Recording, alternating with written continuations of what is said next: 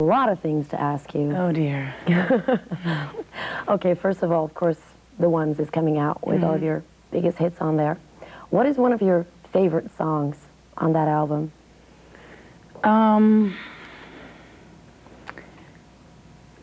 Fantasy and One Sweet Day are probably my two favorites as records, like my favorite records on that album. And is it different when songs are sung live? That you got different favorites? Yeah, I like to sing Hero live because it's pretty easy to sing and I can do different things with it. I don't do it like the record. I was going to put a live version of Hero on the album, but they wanted me to just put the regular version, so I said whatever. Because it's amazing what you do with your voice. Thank you. And when you talk, you sound a lot lower in voice. Especially today on 2 hours sleep. It's not my highest and clearest day. Is that like, how did you find out that you could go so far with your voice? Like, well, I always had a basically like this range. Like I was always an alto. My mother's an opera singer. She's a mezzo-soprano. She has a really deep range. She can also sing high, you know. It's got a very wide range. And when I was little, I had even a raspy voice as a little girl. And I started, like, one time I woke up, and whenever I used to wake up, I used to speak in this really high, little squeaky voice, and sometimes I still do it. Like, I don't do it intentionally, but I guess I'm hoarse or something. I don't know if I can do it now. I don't think I can, or I would show you what I'm talking about. But, and that was when I would, like, just wake up, and I started thinking, my mom would be like, why are you talking like that? What is that voice? And I didn't know why, and then I started thinking, I wonder if I can sing in this. Like, I used to always try and sing along with Minnie Riperton when I was little. That's one thing. But I could never really hit those notes. And then when I realized that that was the same place in the voice when I would speak in that little high whisper tone, that's when I knew that I could do that. because it's pretty unique, you might say that. Aren't you ever afraid? Like, you must be so careful with your voice. That part of my voice, when it's clear and it's on, it doesn't hurt me to do it at all. Like, it's not a strain at all. And my doctor explained it to me that it's like your regular vocal cords are where you hit like your belting voice, like, or your airy voice, right? Like that would be like my speaking voice, and if I were to sing in a belting, loud tone, that's this. That's why men usually have a bigger vocal range than women, they say, because their cords are bigger. But when I do that high note, like the very high tones, that's the upper part of my cords that most people don't use, because I have this raspy voice, like, naturally. That's why I have that. Wow. So it's weird. So some days when my belting voice is clear, that's more clear.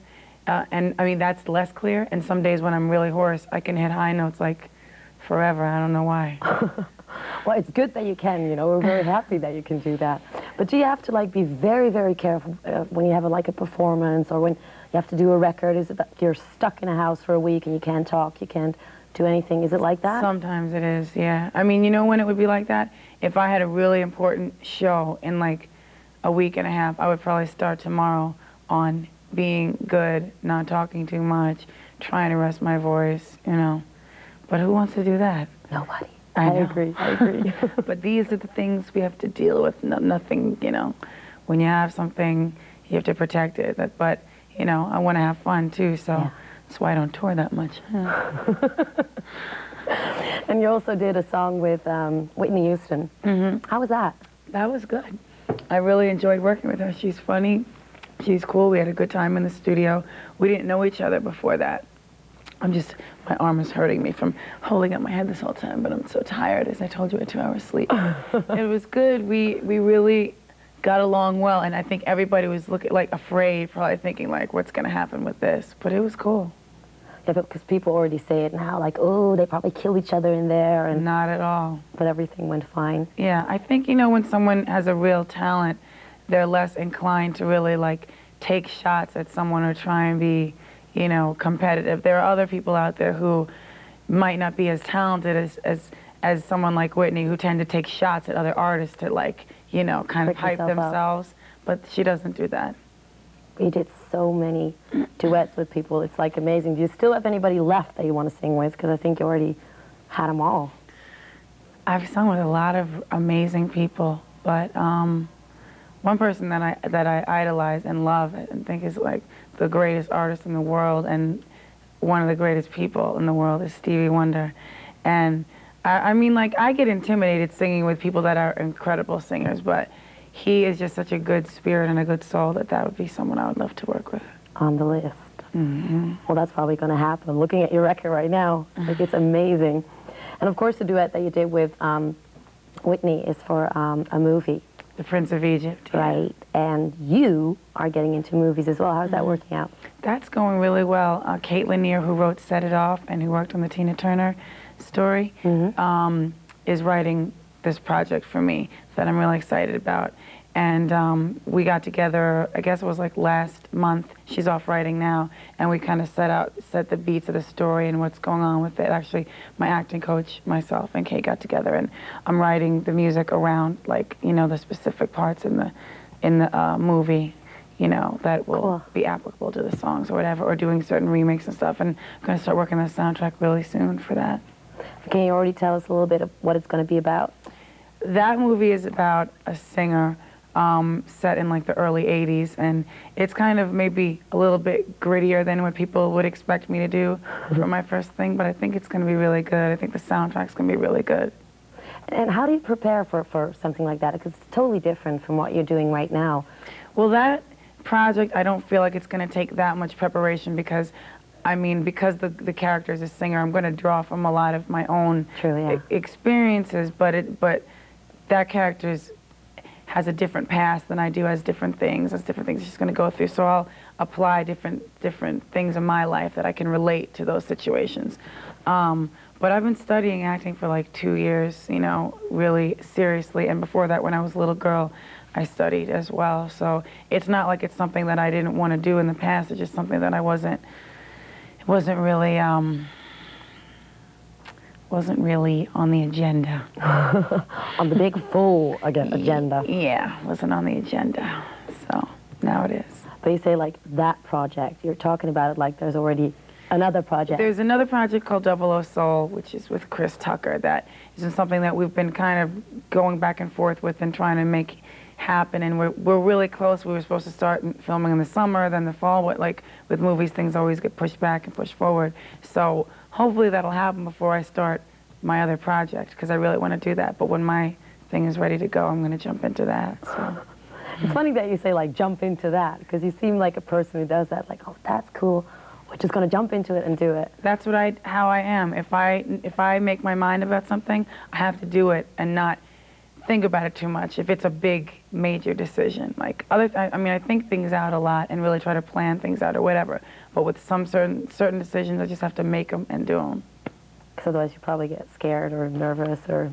Yeah, I can't do that. It's like at certain points in your life, you just know when it's right to do something, and you just jump in and go. The Mariah Carey I got to know for the first time through music seems totally different than the Mariah we got right now. Mm-hmm. Is that like a conscious thing, or did it just happen over the years? Well, first of all, I mean, I was really young when I started, so we have to remember that. That's whenever someone kind of grows up almost, you know, in the public eye. When you go from starting out as basically a teenager, you know, and you grow up and you make an album every year and you learn the business, you grow up quickly. I mean, I already had the type of childhood that sort of forced me to grow up really, you know, quickly. I grew up on my own a lot, moved around a lot, spent a lot of time by myself, was very ambitious, got into studios and writing at like 13, 14, started backup singing at like 17, you know, so, or 16. And I, you know, then I got my record deal right out of high school. You know, I had like a year of struggling and I started making records. And the thing about it is, the person that is now, you know, seen on TV and speaking in interviews is who I've always been. But in the past, I was always made to feel kind of paranoid that if I had too much of a personality or if I looked too, I don't know, sexy or whatever you want to call it in videos or provocative, whatever, you know, that it would be threatening to people. And, you know, if my songs were too much to the left of center, you know, that it wasn't going to be acceptable to the masses. And I just, you know, I got to a place in my life where it was like, look, this is what I want to do. This is who I am. You can't keep just, not that I look at any of the things that I've done in the past and say, oh, there's certain songs that aren't my favorite from the past, but not that I look back and say, you know, I hate this or that wasn't me. That's another part of me.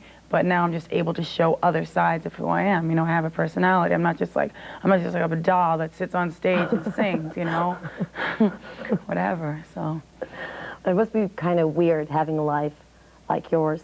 Like we're about the same age, and when I look at you, I cannot imagine how it is. Do you sometimes, because you are so much in the public eye, don't you think that sometimes you miss being, not that you're not normal, but normal, the normal things? Sometimes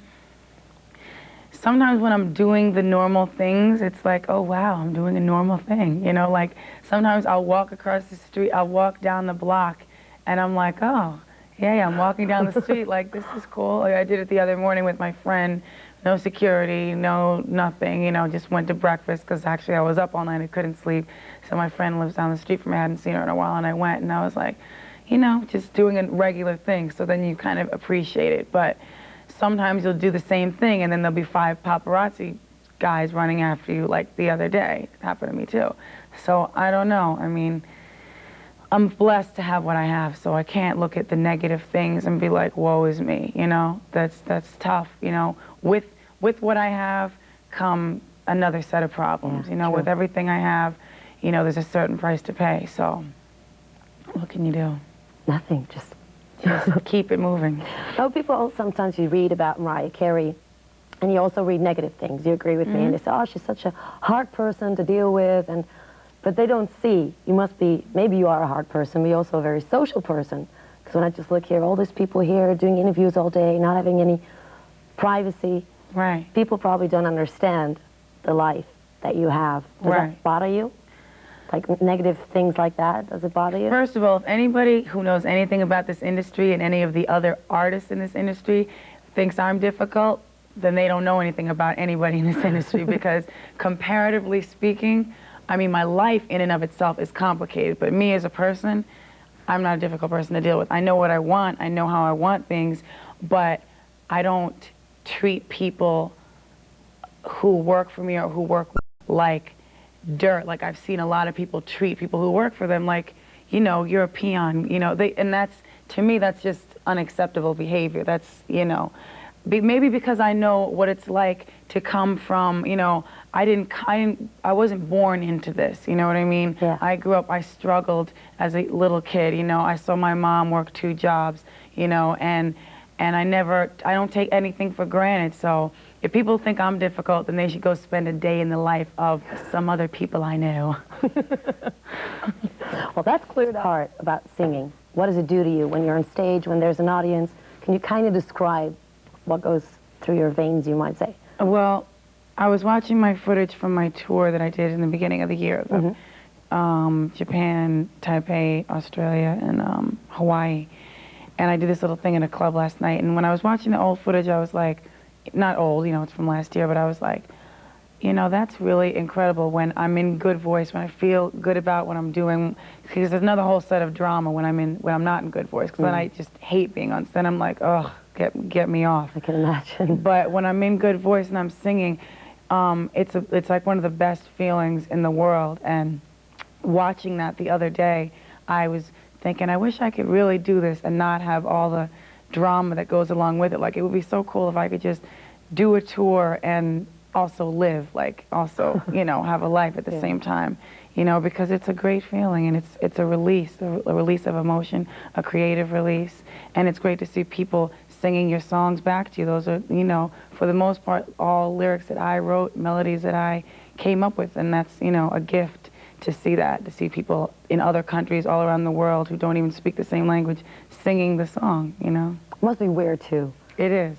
And what I always, when I'm at concerts, and the artist comes on stage and the whole crowd goes, woof, I'm like, that must be so terrifying when you're standing there. Do you have that, too, when you first go on a stage? Is that, like, the worst moment? Yeah, that's why I don't like doing things where you just sing 2 songs and then you're done, or 1 song, because you don't get a chance to get into the flow of stuff. Like when I'm doing a concert, I always do the hardest song. I do emotions first because I have to hit all the high notes, so I get that out of the way. Once that's done, I'm like, okay, now, you know, 3 songs into it, I'm relaxed and I'm cool. But when I'm about to walk on stage and it's the anticipation and it's the crowd and it's quiet, and but then it's like frenzied out there, like it's quiet and it's frenzied, that's the part where my stomach is like, you know, a little bit butterfly-ish, no pun intended.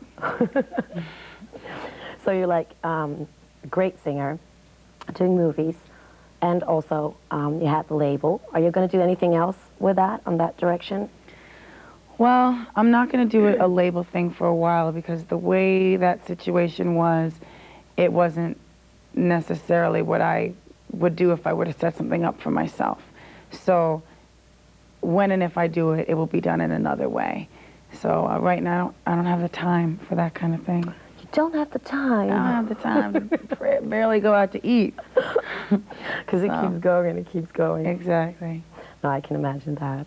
But you're still very relaxed about that, and it's really cool to see that. Oh, thank you. It's a relief for me too, you know, because we're here on the end of the day, and you're always like, oh, I hope everything goes well. It's the end of the day, long day. I know you're waiting, and it's a drama for you too. So no, it's not a drama. I'm just always curious what's going to happen. Really? Yeah.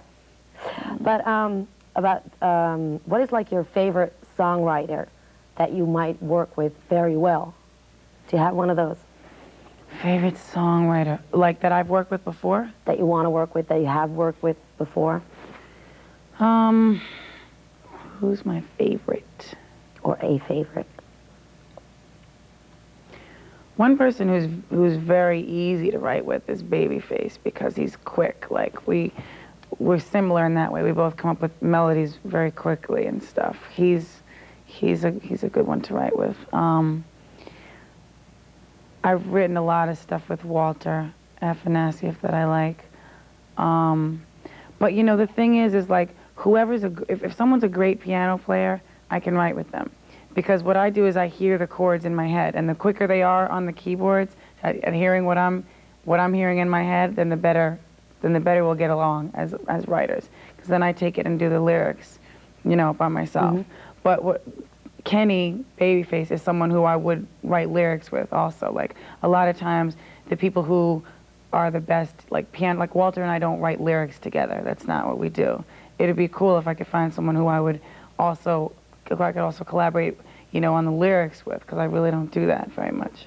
Because that's why I asked the question, because it seems to me that it's very hard to work with somebody, because writing lyrics, making songs, it's not a very computerized thing, you know, it just pops up, I think. So I'm trying to imagine, like, when you're in a room with Babyface, you sit down and you say, okay, let's make a song. Is that really how it goes? You just sit down? With him, definitely.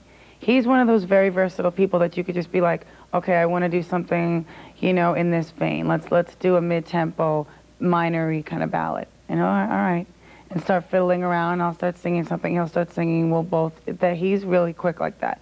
If I don't know somebody, I have to learn their flow, and I have to see how well they play. I have to see, you know, how well we click together. Because the reason that I usually do collaborate on the music is because the melodies and the ideas that come into my mind, I hear the chords. And so I have to explain to the person, if they're not playing the chord right, I have to like sing the chord to them. And a guy said to me the other day, he's like, no one ever sang out a chord to me and told me what to play. I'm like, that's how I do it, because by the time I come up with playing the chord, I lose the idea that I had, because I'm not a good piano player. That's why I like collaborating with someone that's a really good player.